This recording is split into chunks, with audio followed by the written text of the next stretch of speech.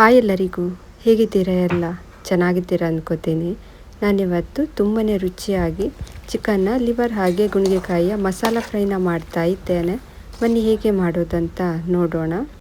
ನಾನಿಲ್ಲಿ 1/4 kg ಇರ್ಬೋದು ಚಿಕನ್ನ liver ಹಾಗೆ ಗುಣಿಗೆಕಾಯಿಯನ್ನು ಕಟ್ಟೆಲ್ಲ ಮಾಡಿ ಚೆನ್ನಾಗಿ ತೊಳೆದೆಲ್ಲ ತಗೊಂಡಿದ್ದೇನೆ. ಇದರಲ್ಲಿ ಗುಣಿಗೆಕಾಯಿ ಸ್ವಲ್ಪ ಜಾಸ್ತಿ ಇದೆ. ಇನ್ನು ಇದನ್ನು ಬೇಯಿಸ್ಕೊಳ್ಳುವ. ಕುಕ್ಕರ್ಗೆ ಹಾಕ್ತಾ ಇದ್ದೇನೆ. ಇದಕ್ಕೆ ರುಚಿಗೆ ತಕ್ಕಷ್ಟು ಉಪ್ಪು, ಹಾಗೆ ಸ್ವಲ್ಪ ಅರಿಶಿನ, ಹಾಗೆ ಸ್ವಲ್ಪ ನೀರನ್ನು ಸೇರಿಸಿ 5 ವಿಸಿಲ್ ತೆಗಿತಾ ಇದ್ದೇನೆ. ನಾನು ಬೇಗ ಆಗಲಿಗೋಸ್ಕರ ಕುಕ್ಕರ್ನಲ್ಲಿ ವಿಸಿಲ್ ತೆಗಿತಾ ಇದ್ದೇನೆ. ಇಲ್ಲ ಅಂದರೆ ಹಾಗೆಯೇ ಕೂಡ ಬೇಯಿಸ್ಕೋಬೋದು. ಇದು ಬೇಯೋಷ್ಟರಲ್ಲಿ ಮಸಾಲವನ್ನು ರೆಡಿ ಮಾಡುವ. ಪ್ಯಾನ್ಗೆ ಸ್ವಲ್ಪ ಆಯಿಲನ್ನು ಹಾಕ್ತಾ ಇದ್ದೇನೆ. ಇದಕ್ಕೆ ದೊಡ್ಡ 3 ಈರುಳ್ಳಿನ ಕಟ್ ಮಾಡಿ ಹಾಕ್ತಾ ಇದ್ದೇನೆ. ಸ್ವಲ್ಪ ಫ್ರೈ ಮಾಡಿಕೊಳ್ಳಿ.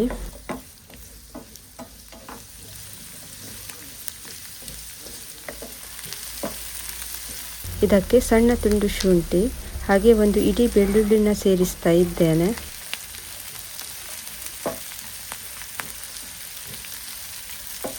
ಫ್ರೈ ಆಗಿದೆ. ಕೊನೆಗೆ ಇದಕ್ಕೆ 1 ಮುಷ್ಟಿಯಷ್ಟು ಪುದೀನ ಸೊಪ್ಪನ್ನು ಹಾಕ್ತಾ ಇದ್ದೇನೆ. ಜಾಸ್ತಿ ಫ್ರೈ ಮಾಡಬೇಕಂತ ಇಲ್ಲ, ಜಸ್ಟ್ ಒಂದು ಸಲ ಮಿಕ್ಸ್ ಮಾಡಿಕೊಂಡ್ರೆ ಸಾಕು. ಇನ್ನು ಇದನ್ನು ತಣ್ಣಗಾದ ಮೇಲೆ ಸ್ವಲ್ಪ ನೀರನ್ನು ಸೇರಿಸಿ ನೈಸಾಗಿ ಗ್ರೈಂಡ್ ಮಾಡಿಕೊಳ್ಳಿ. ಬಾಣಲೆಗೆ ಸ್ವಲ್ಪ ಆಯಿಲನ್ನು ಹಾಕ್ತಾ ಇದ್ದೇನೆ. ಇದಕ್ಕೆ ರುಬ್ಬಿಕೊಂಡ ಮಸಾಲನ ಹಾಕ್ಕೊಳ್ಳಿ.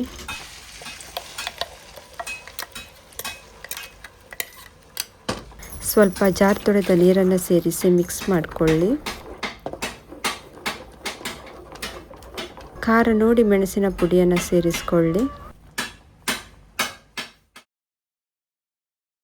ಒಮ್ಮೆ ಟ್ರೈ ಮಾಡಿ ನೋಡಿ, ಪದೇ ಪದೇ ಮಾಡ್ತೀರಾ ಅಷ್ಟು ಚೆನ್ನಾಗಾಗುತ್ತೆ.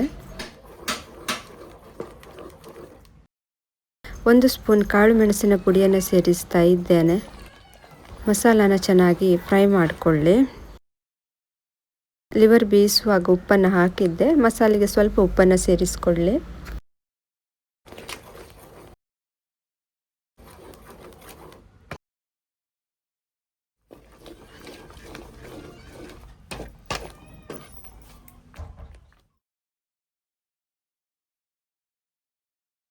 ಇವಾಗ ಬೇಯಿಸಿಕೊಂಡ ಚಿಕನ್ನ ಲಿವರ್ ಗುಣಿಗೆಕಾಯಿಯನ್ನು ಸೇರಿಸ್ತಾ ಇದ್ದೇನೆ.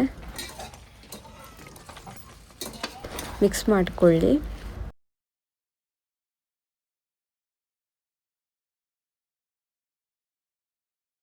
ಬೇಯಿಸಿಕೊಂಡ ನೀರನ್ನು ಸ್ವಲ್ಪ ಸೇರಿಸ್ತಾ ಇದ್ದೇನೆ.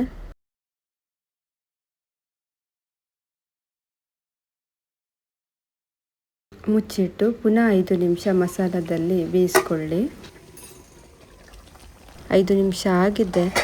ಒಂದು ಸಲ ಮಿಕ್ಸ್ ಮಾಡ್ತಾ ಇದ್ದೇನೆ.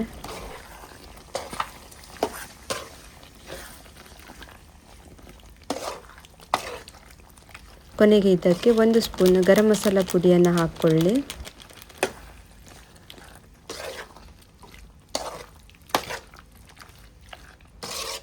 ಇದು ರೆಡಿಯಾಗಿದೆ. ಕೊನೆಗೆ ಇದಕ್ಕೆ ಸ್ವಲ್ಪ ಕೊತ್ತಂಬರಿ ಸೊಪ್ಪನ್ನು ಸೇರಿಸಿ ಟೇಸ್ಟ್ ಮಾಡಿ ನೋಡೋಣ ಹೀಗೆ ಬಂದಿದೆ ಅಂತ.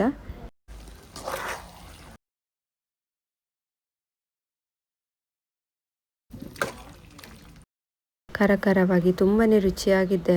ಇದು ಇವತ್ತಿನ ರೆಸಿಪಿ. ನಿಮಗೆ ಇಷ್ಟ ಆಗಿದೆ ಅಂದ್ಕೋತೀನಿ. ಇಷ್ಟ ಆದರೆ ಪ್ಲೀಸ್ ಒಂದು ಲೈಕ್ ಮಾಡಿ, ನಿಮ್ಮ ಫ್ಯಾಮಿಲಿ ಫ್ರೆಂಡ್ಸ್ಗೆಲ್ಲ ಶೇರ್ ಮಾಡಿ, ಹಾಗೆ ಸಬ್ಸ್ಕ್ರೈಬ್ ಮಾಡೋದನ್ನು ಮರಿಬೇಡಿ. ಮತ್ತೆ ಸಿಗ್ತೀನಿ ಒಂದು ಹೊಸ ರೆಸಿಪಿಯೊಂದಿಗೆ. ಅಲ್ಲಿ ತನಕ ಬಾಯ್.